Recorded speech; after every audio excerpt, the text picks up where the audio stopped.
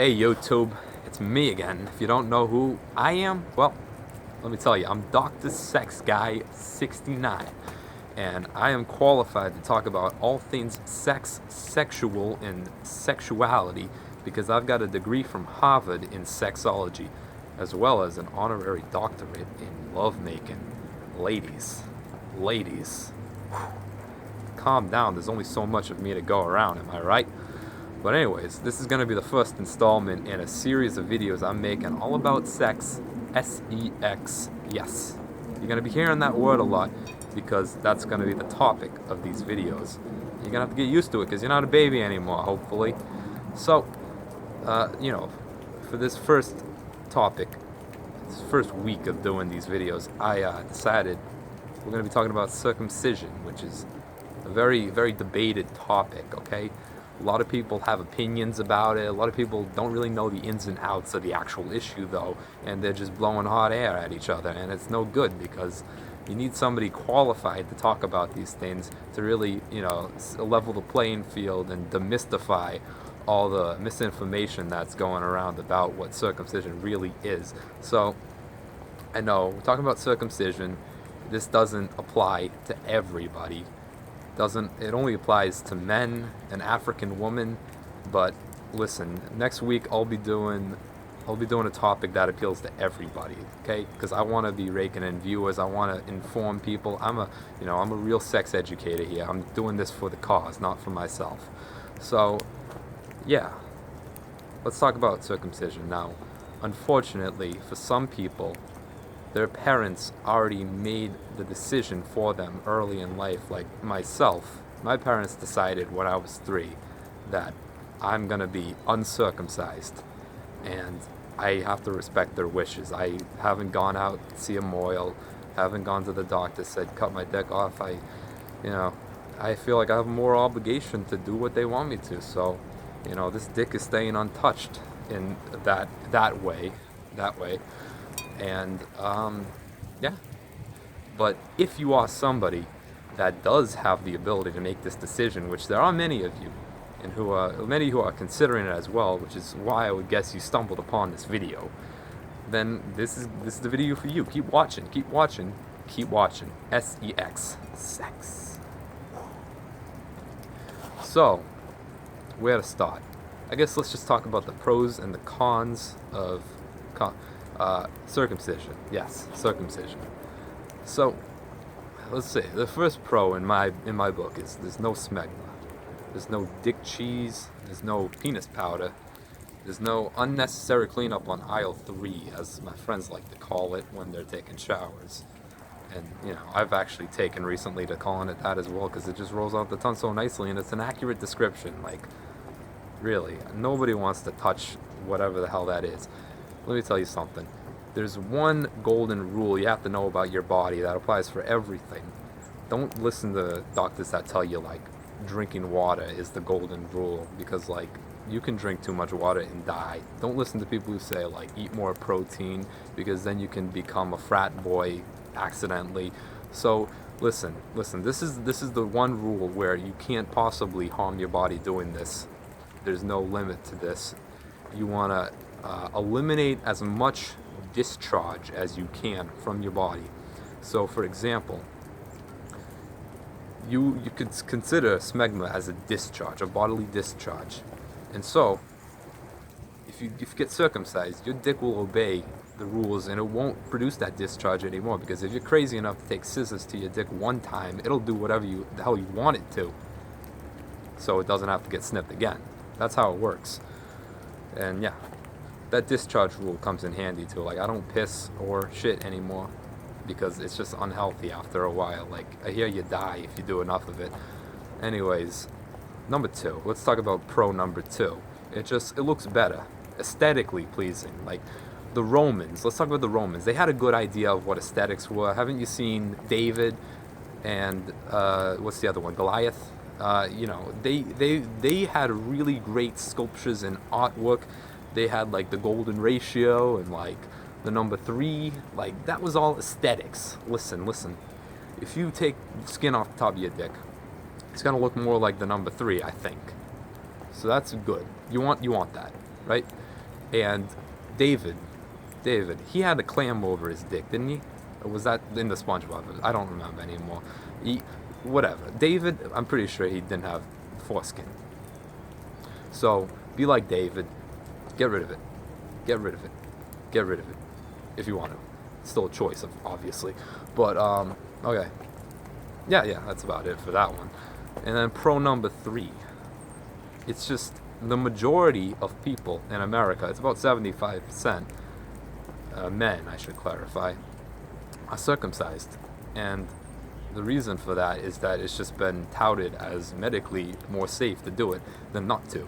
So, don't be that guy that isn't circumcised. You're gonna feel left out at parties, at like gatherings and whatnot. And I've got an anecdote about this actually, that, you know, if you don't believe me now, you'll believe me when I'm done telling you. Back when I used to go to the gym a lot, I knew this guy who was always in the gym shower rooms with the rest of us, and he was the only uncircumcised guy there. Now I know what you're thinking, like, I'm uncircumcised too, but I got away with it because I was smarter than this guy was. I didn't take my pants off when I went into the showers, so I didn't stand out like he did. But he had his uncircumcised dick swinging around, and people just stayed the fuck away from this guy. They don't know where he's been. Like, that's just the sign of a dude who has been living under a rock. He is not like us. He needs to be quarantined over in his area. And in fact, he got called like humiliating nicknames and shit too. Like, we called him Turtle Tip. And he actually, after like a few months of this, he developed a severe case of depression, and he killed himself. And when we had the funeral for him, none of us could remember what his actual name was. So his gravestone, it just says, "Rest in peace, Turtle Tip." But he was a nice guy, aside from the penis. I just, you know, don't be like him, because I mean, he was just, I don't know, he was just not a hygienic dude, clearly. But yeah, those are the pros. Now, let's talk about the cons, okay? I don't really foresee many cons myself, but the one that stands out like a sore thumb for me is you miss out on all the cool sexual stuff that you can do using your foreskin. Now, I'll provide a link in the description that talks more about that, but I just want to share with you guys, I will never ever forget the first time I learned about foreskin masturbation, right? It was 1987, I think. Yes, it was 1987, because the stock market had just crashed 2 weeks prior, and I was a little down on my luck. So I was at this club in San Fran, right? By day, it was an innocuous little coffee house. Nobody suspected a thing. But by night, all the bears in town flocked there in droves, because they were on the prowl for young, fresh, untainted meat, like me. And I was there one night, and pretty sure Los Lobos was playing on the sound system. I was wearing my favorite Hawaiian blazer, and there were enough quaaludes in me to tranquilize a small blue whale. Now, I'll never forget that feeling of just incapacitation I got when I turned around mid-tango and I came face to face with my idol, Tom Selleck. I swear to God, I shit you not, his mustache winked at me. It was grandiose, to say the least. Now, he leans into my ear. He says, you know, on TV, I'm a private investigator, but out here, I like to investigate people's privates. And you know what? He had me tied up in the men's urinal like a turkey in saran wrap, quicker than you could say "buh." And I know this to be factual because in my head I had thought "buh," and I was there like, fuck, it's so cold. I was there like that, right?